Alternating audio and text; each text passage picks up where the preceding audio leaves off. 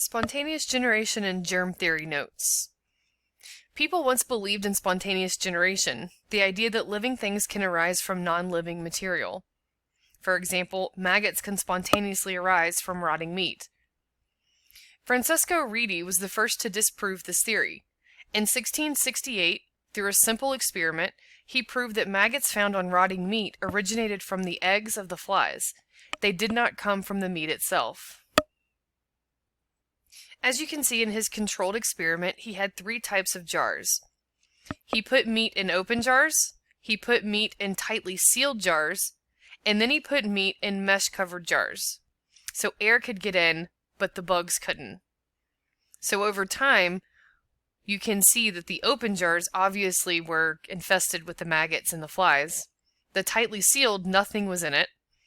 And the mesh covered, there was no growth in there either. You can see the maggots were actually laid on top of the mesh, which proves that the dead meat cannot give rise to a living organism. To further persuade the public against abiogenesis, or spontaneous generation, Louis Pasteur demonstrated that microbes can't arise from non-living matter.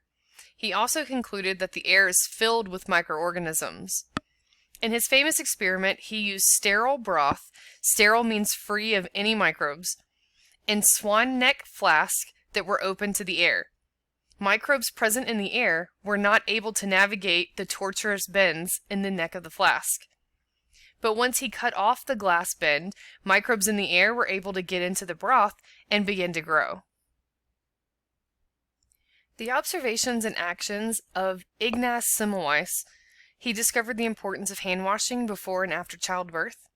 Joseph Lister, who introduced sterile surgery, and John Snow, who identified the source of a cholera outbreak in 1854, would retrospectively be acknowledged as contributing to the acceptance of what we call germ theory.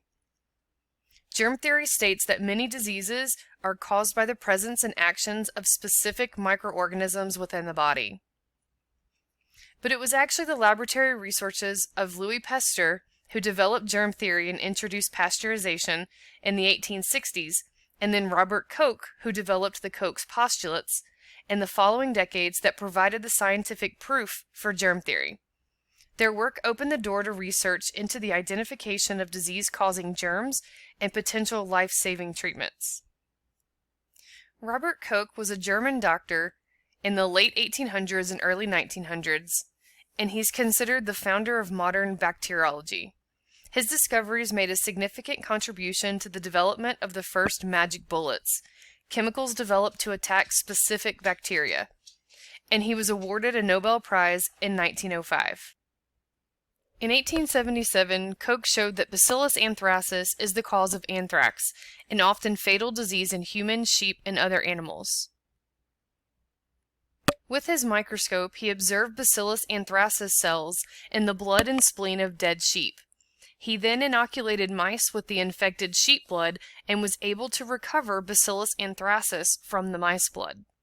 He also grew the bacteria in pure culture and showed that they cause anthrax when injected into healthy mice. From these experiments and later work with Mycobacterium tuberculosis, Koch formalized a group of criteria for establishing the cause of an infectious disease, known as Koch's postulates. In 1882, Koch announces his discovery of the tuberculosis bacillus, isolating the cause of a scourge responsible for 1 in 7 deaths during the mid-19th century. He presented his groundbreaking lecture on the etiology of tuberculosis to the Physiological Society of Berlin. The experiments Koch described in his lecture defined tuberculosis as an infectious disease according to the now known Koch's postulates.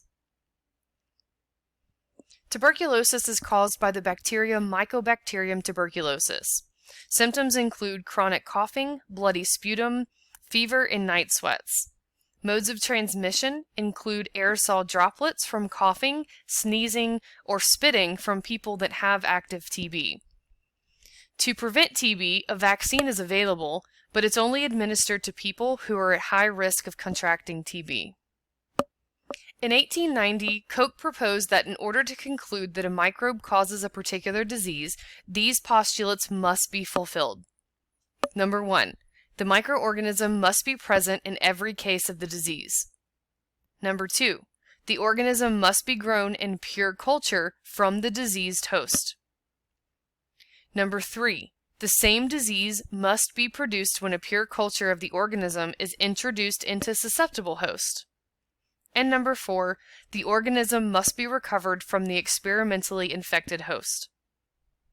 If all 4 of these aren't fulfilled, then you can't say 100% that that particular microbe causes a certain disease.